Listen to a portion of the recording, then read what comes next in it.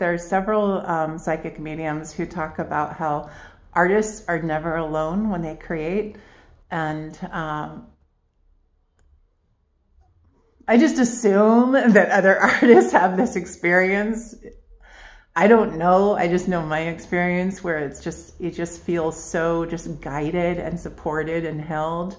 And it's just like everything just falls right into the right place, whatever it is. You know, I used to do a lot of sewing and craft. I do a lot of crafting and like visual arts and crafts and like lighting. And I've always been so into music. Music has been such a big part of my life. This is a big reason why I wanted to start Tune Into You Media, is because I want to share and spotlight artists and musicians and also healers and people into the healing arts. And also just consciousness and creativity in general. Like there's just so much to talk about and to explore and to discuss and really things that are greatly needed in the world. So I'm really excited to share more with you. I want to share a couple experiences because they're very relevant. And like I said, I hadn't been a musician in the past, and I'm still not really, but I love my friend Greg here. I live in Portugal, and he leads like singing circles, and he's like, we're all musicians. We're just like, people make music. That's or people play music. Just make music, and this is so important.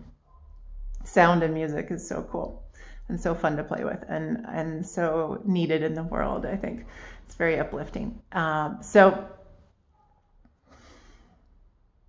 as time went on, after Tim passed away, and I was just, you know, still really heartbroken, and there was a lot of really intense drama and trauma surrounding his death, and I was not sleeping for several months, and it greatly, like, my health was starting to deteriorate. You know, my physical, mental, everything was just an absolute disaster. And I know, I'm so sorry. There's so many dogs barking.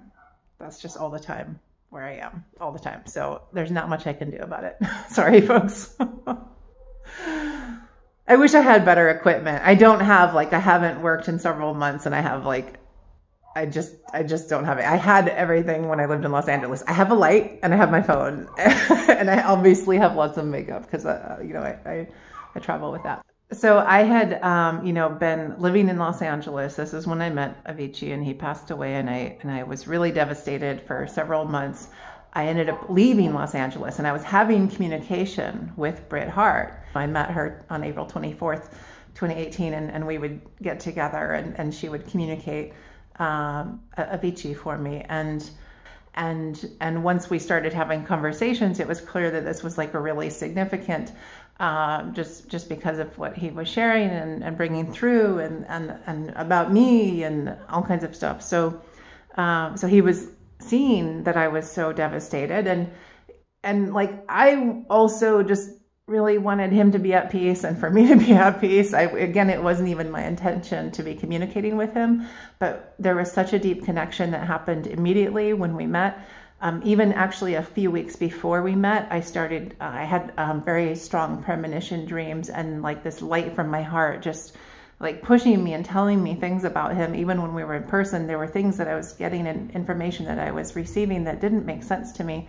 But it made sense later after he passed away. And once we started communicating, it was like, oh, and he has said this, and it took me a long time, you know, even though on one level I did accept it right away, because it was so clear that we were meant to connect and have this communication experience after he passed away. But of course it was painful.